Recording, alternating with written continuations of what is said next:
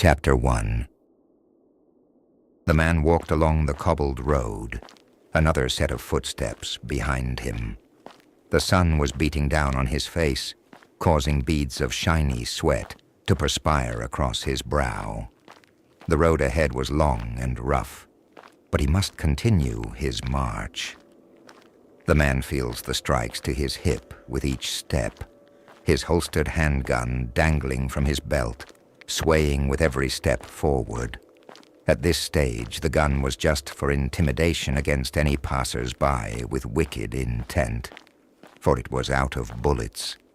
But he still had his machete.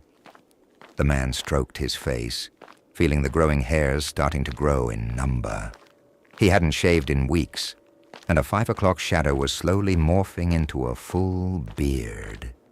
He was walking along a road with green forest and dead power lines suspended on posts along the road, winding vines twisting around the wires, birds sitting on them, chirping their macabre song.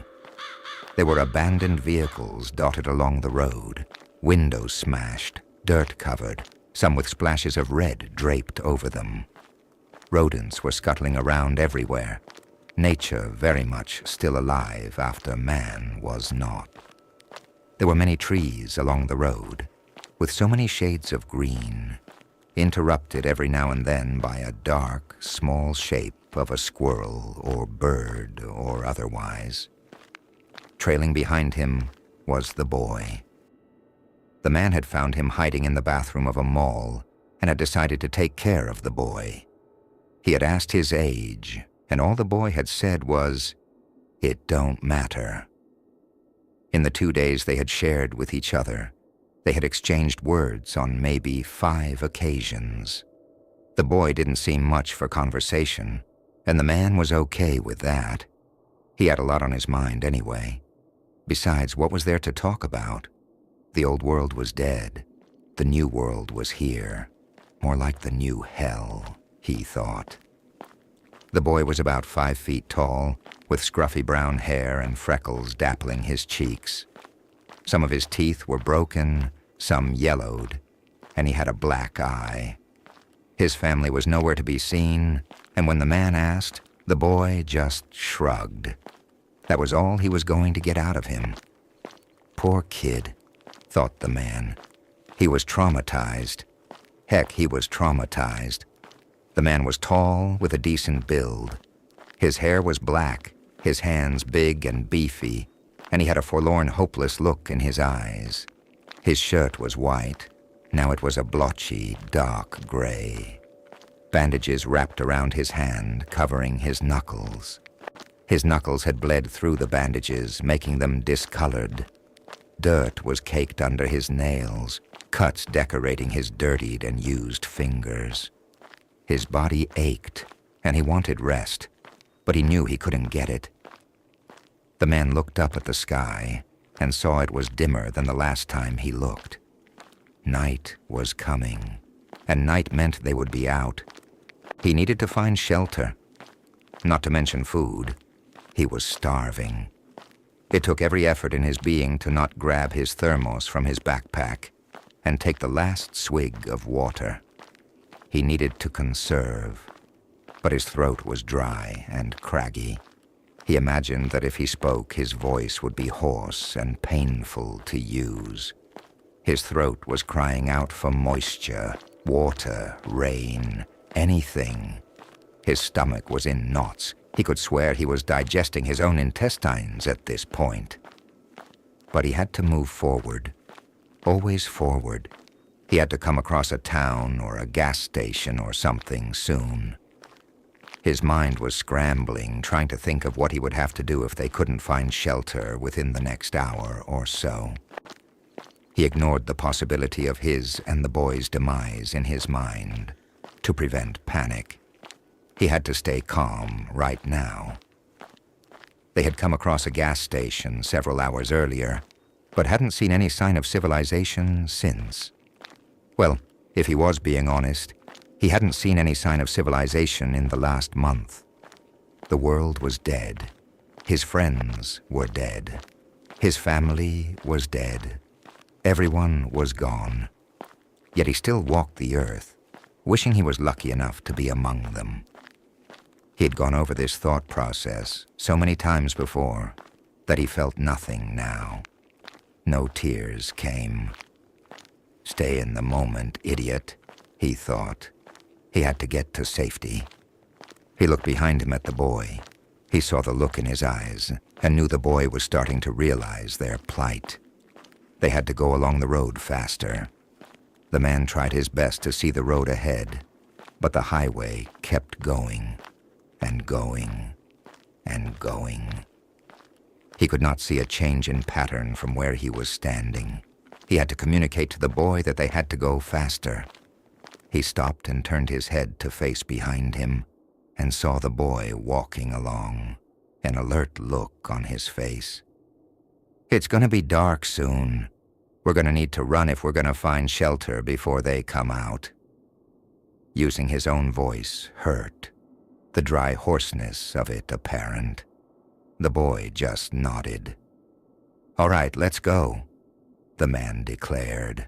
They both started running, even though pain shot through their tired legs, even though they were both spent, even though they needed food. They ran.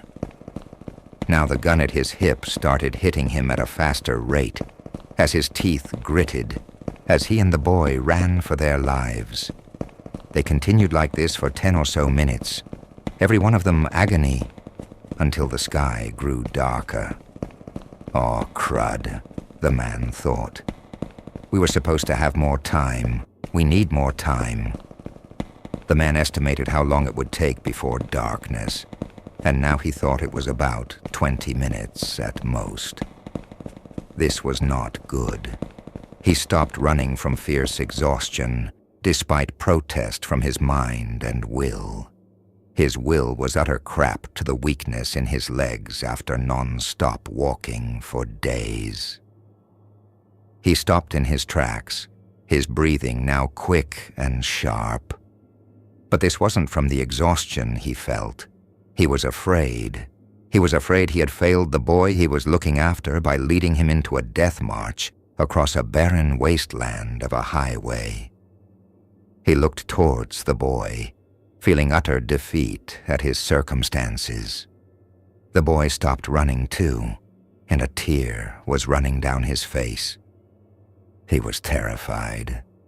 He knew what was going to happen in minutes, and there was nothing to be done.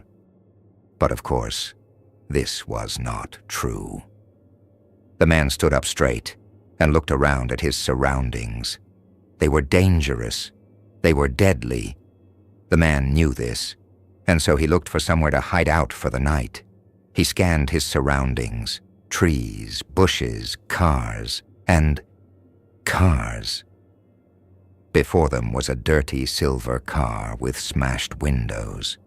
He wasn't upset by this. They were never going to just hide in a car where they could be seen through the windows and found. They needed to hide in the trunk. But it was locked shut, and the man didn't have any lock picks. The man took off his pack and set it on the pavement. Strapped to the side was a machete. The man took it and walked towards the trunk. He held the machete tight in his hands, the sky growing darker by the minute, tension building in him. He held his arm back and brought it forward in a hard strike against the rear light, shattering it. He pulled his arm back and struck it again, further breaking it open. He delivered a series of small, hard strikes to the sharp edges that were still there on the sides. He dropped the machete and reached his arm through the hole he created.